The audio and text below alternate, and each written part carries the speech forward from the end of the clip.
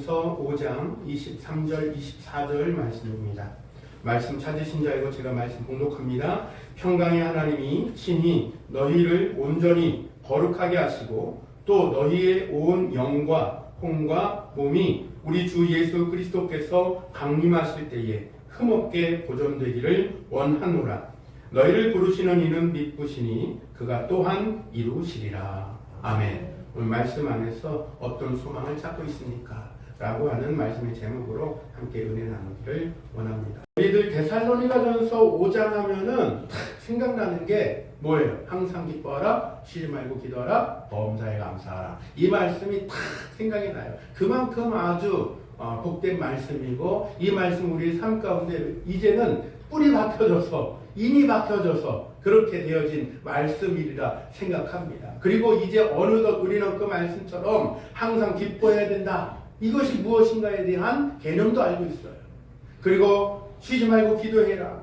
범사에 감사해라. 이 삶을 우리는 어느 정도는 지금 우리가 힘써가고 있는 줄 압니다. 따라서 데살로니가전서 5장의 말씀은 큰 틀에서 보면 하나님께서 우리에게 말씀하시는 하나님의 자녀로서의 성화의 과정들을 우리에게 말씀하시는 장이다라고 보면은 큰 틀에서는 틀림이 없습니다. 따라서 오늘 이 말씀 안에서 큰 틀에서는 우리의 성화의 과정을 다룬다라고 하는 그 부분들로서 우리가 보되, 우리는 또 그 안에서 어떤 소망을 우리는 찾고 있는가에 대한 부분들로 조금 더 들여다보기를 원하는 것이에요. 프랑스의 대통령이었었던 드골이라는 사람은 젊은 시절 군인으로서 전쟁에 참전을 했다고 합니다. 그때는 대통령이 될지 몰랐겠죠. 그러나 이 젊은 이 용사의 마음 가운데 나라를 사랑하는 그 마음과 심령으로 이 독일과의 전쟁에 이 용사로 참전을 한 거예요. 열심히 전쟁을 치르다가 그만 독일군의 포로가 되었습니다. 독일군의 포로가 되어서 이제 갖은 고문과 이 토설해, 비밀을 토설해라 라고 하는 그러한 이 고문과 심한 그런 무서운 고문들을 여러 번이나 당했다고 합니다. 그러던 가운데 이제 불굴의 의지를 가지고 내가 이곳에서 더 이상 있을 수는 없어 라고 하는 그 마음으로 이 수용소를 내가 탈출해야 되겠다. 이 포로 수용소를 내가 탈출해야지 라고 하는 마음으로다가 여러 차례 탈출을 시도했다고 해요. 무려 5번이나 탈출 시도를 했는데 5번 번번이 다 붙잡혔다고 합니다. 탈출을 영민하게 못한 것인지 아니면 독일군의 이 감시가 아주 그만큼 철저했던 건지는 잘은 모르겠습니다만 5번이나 탈출 시도를 했는데 5번 다 붙잡혔다는 거예요. 그때마다 이 드골은 심한 고문을 당했다고 합니다. 또 탈출할 거야 하면서 매질을 당하고 또 탈출해봐 하면서 아주 심한 고문을, 무서운 고문을 당했다는 거예요. 결국 드골은 모든 희망을 포기한 채 용기를 잃고 시름시름 알아가고 있었습니다. 그러던 그때의 침대에 이 몸을 뉘어서, 편안한 침대는 아니죠. 포로 수용소의 침대이니까 뭐 얼마나 편해봐야 얼만큼 편하겠습니까? 그런데 머리를 대고 가만히 누워있는데 떠오르는 한 가지 기억이 있었습니다. 어린 시절 엄마의 그 무릎에 머리를 대고 이렇게 누워있으면 이 사랑 많았던 어머니가 읽어주셨었던 이 한 19절이 생각나는 거였습니다. 바로 하이네의 시였다고 합니다. 그래서 그 시를 떠올리면서 그 희망을 잃어가고 고통스러웠었던 포로 수용소 생활을 이겼다라고 하는 그런 이야기들이 있습니다. 그래서 아름다운 이 시기를 떠올리면서 희망을 가졌고 결국은 그가 이제 장차에는 결국은 프랑스의 대통령이 되고 프랑스를 위대한 그 나라로 건설했다라고 하는 위인전의 한 대목을 제가 소개를 해드립니다. 만약 그 포로 수용소에서 그가 그만큼 한 줄기의 희망이 없었더라고 한다면 엄마가 읽어주셨던 그 사랑 많았던 어머니의 무릎에 머리를 베고 들었던 그 19절이 아마 그에게 희망이 안 됐다고 한다면 아마도 용기를 잃고 시름시름 앓다가 병이 들었을런지도 모르겠습니다. 그러나 그는 그때에 희망의 한 줄기 빛을 본 거예요. 모든 일이 막혀 있습니까? 오직 절망뿐 아무것도 보이지 않는 상황 가운데 있습니까?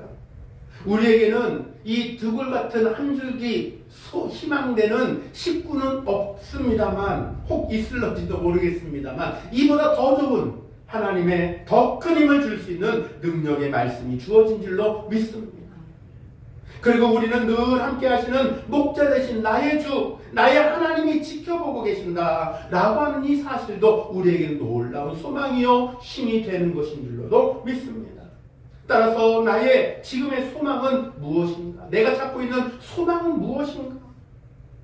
소망은 오직 그분께만 있다 라고 하는 이 신념과 고백함으로 나아가는 줄로도 믿습니다.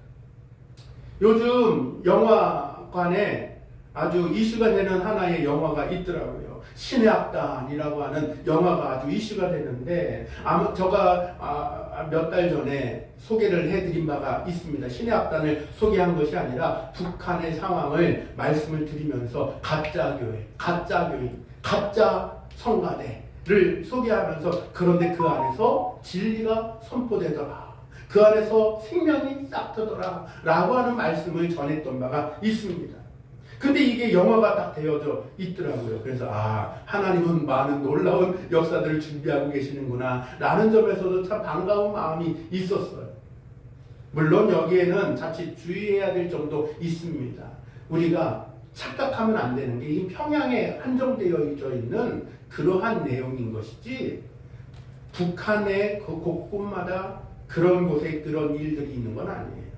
다만 그들이 그런 것을 한 이유는 무엇입니까? 자신들의 체제를 선전하고, 우리는 자유가 있는 땅이다, 우리도 종교의 자유가 있다 라는 것들을 밖으로 드러내면서 정상국가가 되고 싶고, 그 일로 인하여서 해외에 외국에서의 지원금을 받고 싶은 그 마음 때문에 90년대 이런 일들을, 이슈를 한번 터뜨린 적이 있어요. 그래서 천주교 신부가 교황이 한번 들어간 적도 있고요. 여하튼 그러나 그것이 진짜가 아니라 가짜라는 걸 우리가 다 알고 있죠. 그런 측면에서 이 신의 악단이라고 하는 이 영화가 인기를 급상승하고 있더라고요. 복음의 자유가 없는 그 북한 땅. 그런데 거기에 가짜이긴 하지만 진짜가 아닌 꾸며지고 꾸려진 그런 일이지만, 말씀의 빗줄기를 그곳에서 지금은 사실은 우린 잘 드러나고 알지 못하지만, 지하교회에서 지금도 극심한 핍박에도 더욱 뜨거운 심령과 열망을 가지고, 겉으로 소리내서 우리처럼 이렇게 찬송은 못 부르지만, 우리처럼 이렇게 부르짖어서 기도는 못하지만, 속으로 조용한 뜨거운 열망이 그들 안에도 지금도 있다라는 사실들을 바라볼 때에,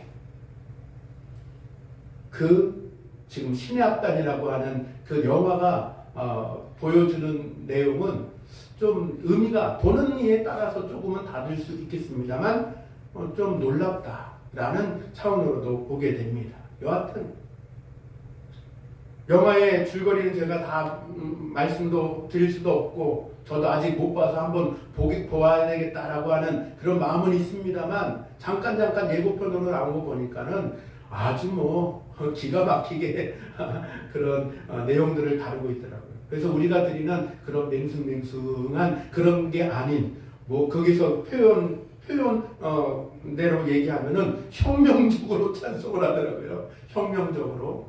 그래서 우리가 아는 그러한 노래가락이 아닌 아주 막 힘 있는 그런 노래로다가 그렇게 바꿔서 부르는 장면들이 여러 이렇게 보여지고 있었습니다.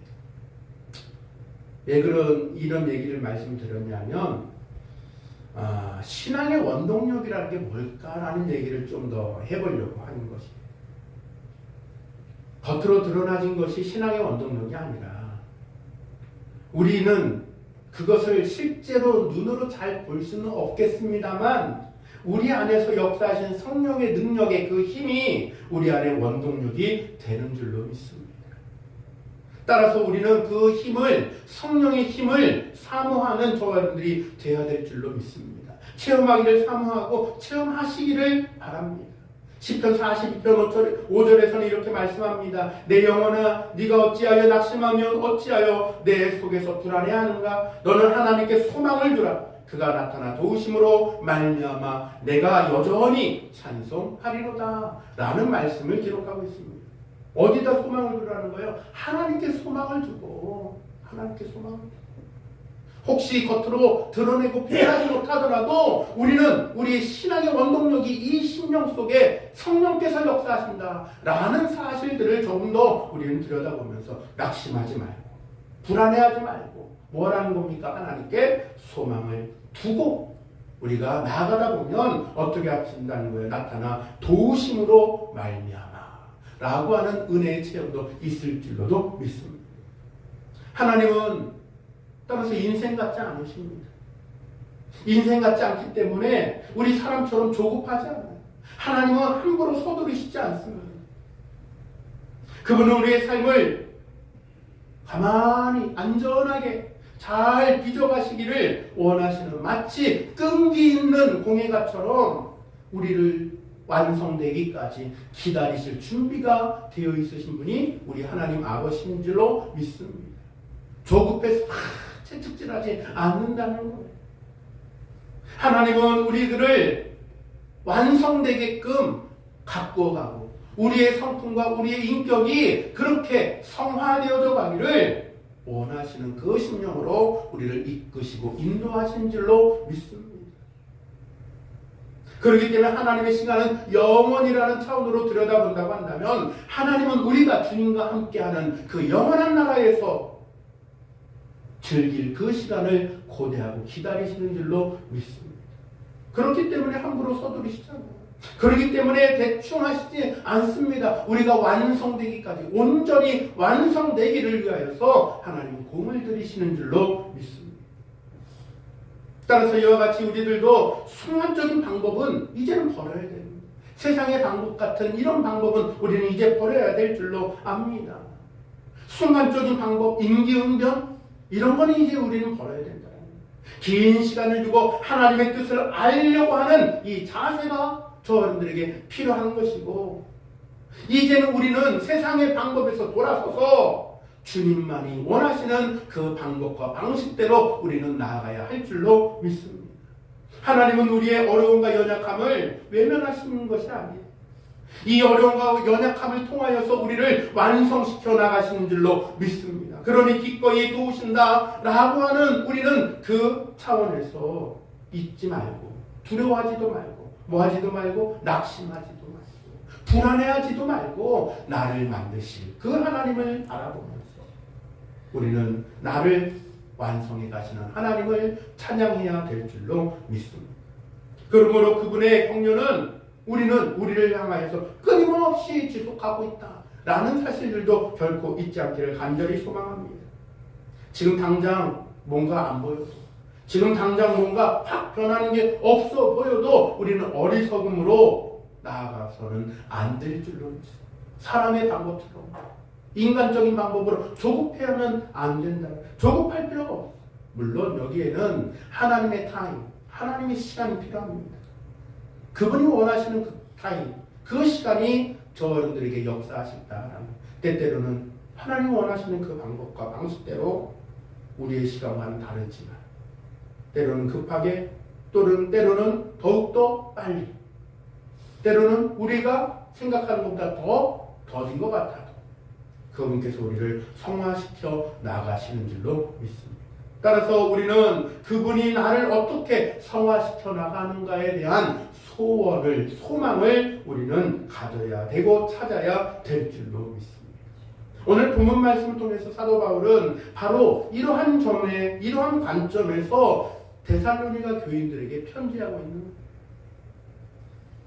따라서 우리의 영육간이 흠없이 보존되기를 원한다라고 하는 그 대목을 우리는 잘 들여다봐야 될 줄로 믿습니다. 너희의 온 영과 혼과 몸이 우리 주 예수 그리스도께서 강림하실 때에 흠없게 보존되기를 원하노라 라고 했었던 말씀 그대로 말입니다.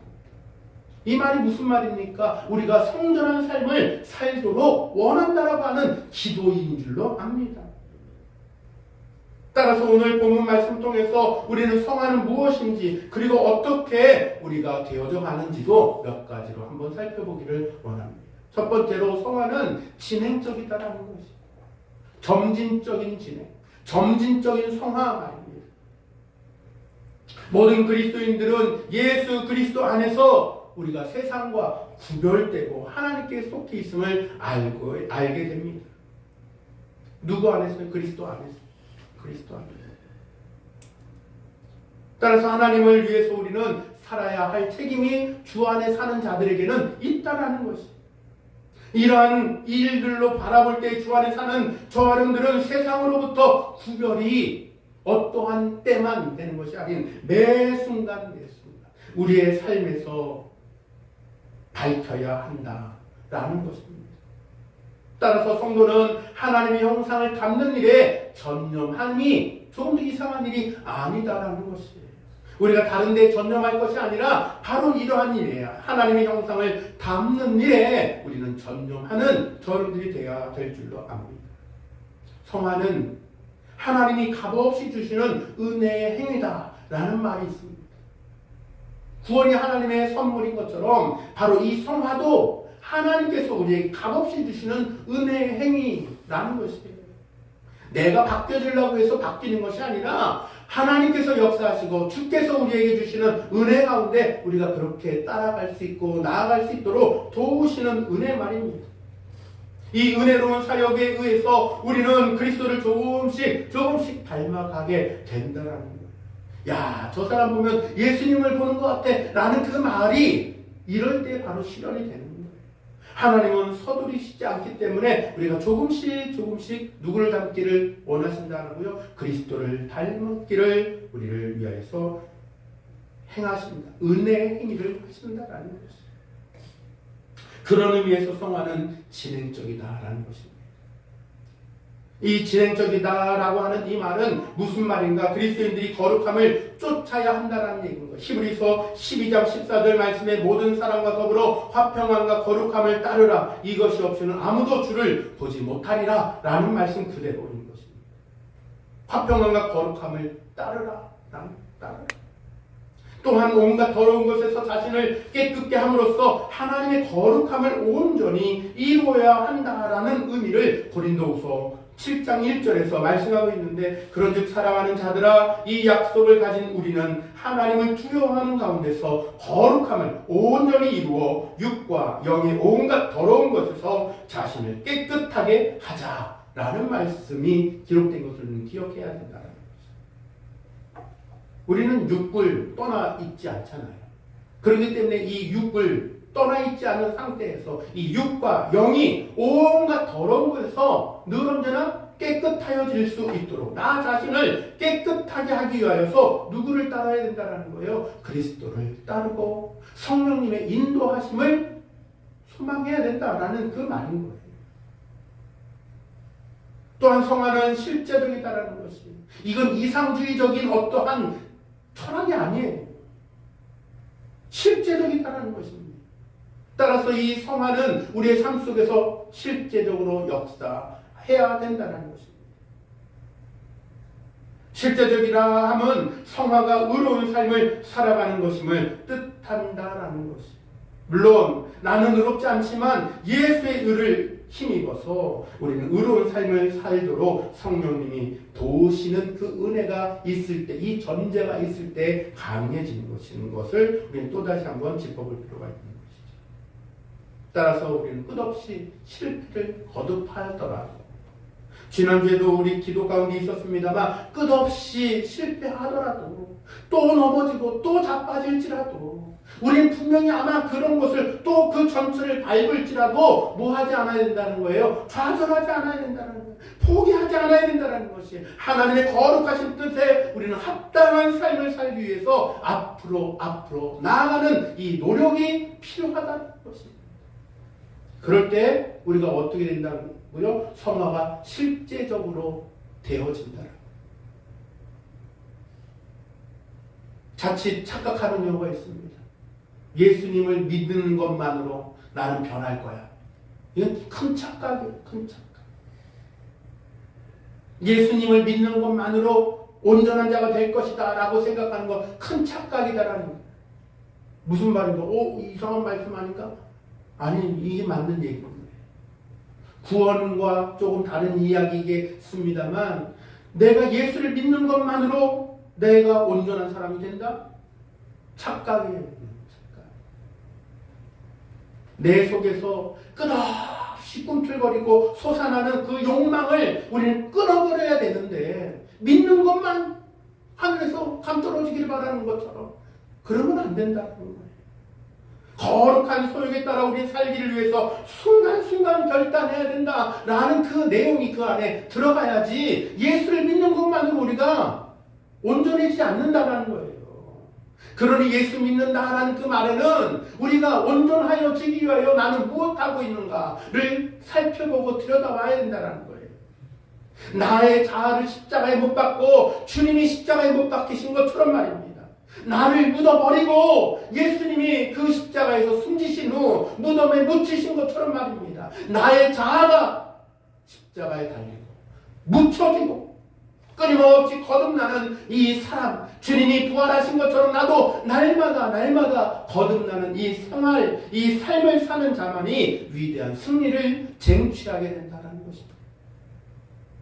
따라서 우리는 예수 믿는 것만, 내가 예수 믿으니까 다 됐어? 이거 아니라 예수 믿음으로 말미암아 내가 해야 될, 내가 찾아야 될 어떤 소망이 있는가를 우리는 들여다봐야 될 줄 압니다. 두 번째로 본다고 한다면 우리는 어떤 소망을 찾고 있는가? 바로 성화의 그리스도의 보혈이 반드시 필요하다라는 차원으로 우리는 또한 접근해야 된다는 거예요. 그 어떤 피가 아닌 그리스도의 보혈로 우리는 성화된다는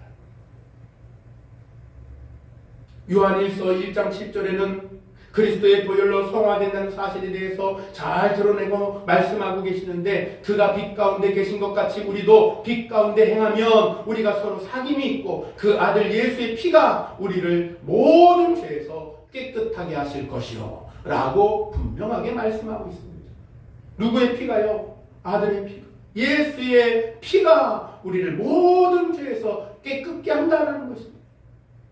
따라서 그리스도의 보혈만이 반드시 우리를 성화시킨다라는 점을 우리는 고백해야 된다는 것입니다. 거룩한 하나님과 인간 사이의 교제를 원합니까? 임마누엘의 하나님을 우리는 잘 알고 있습니다만 그 임마누엘이 되기 위하여서는 그것을 방해하는 장애물인 이 죄를 예수의 보혈로 제거해야 된다는 거예요. 반드시 요구된다라는 사실들을, 이 과정을 뛰어넘으면 안 돼요. 과정은 없고 결과만 말하면 안 되겠죠. 따라서 우리가 하나님과 교제하기를 원한다고 한다면 나의 최선의 노력이 아닌 그리스도의 보혈을 의지하여서 우리는 늘 불완전한 나의 상태를 우리가 극복해야 된다는 거예요. 나로서는 극복이 안 되지만 그리스도의 보혈로서 나아갈 때에 극복된다는 거예요. 그런 차원에서 조금 접근해 본다고 한다면 우리는 예수의 보혈 찬송을 드림으로도 우리는 이렇게 나아갈 수 있는 방법도 찾을 수 있을 것 같습니다. 이사야 선지자가 환상 중에 하나님의 은혜를 맛볼 때에 그가 갑자기 두려움을 느꼈어요. 무서워서 사시나무 떨듯이 막 떨렸어요. 이유가 무엇인가? 환상을 볼 때에 나의 부정함이 갑자기 확 느껴진 거예요.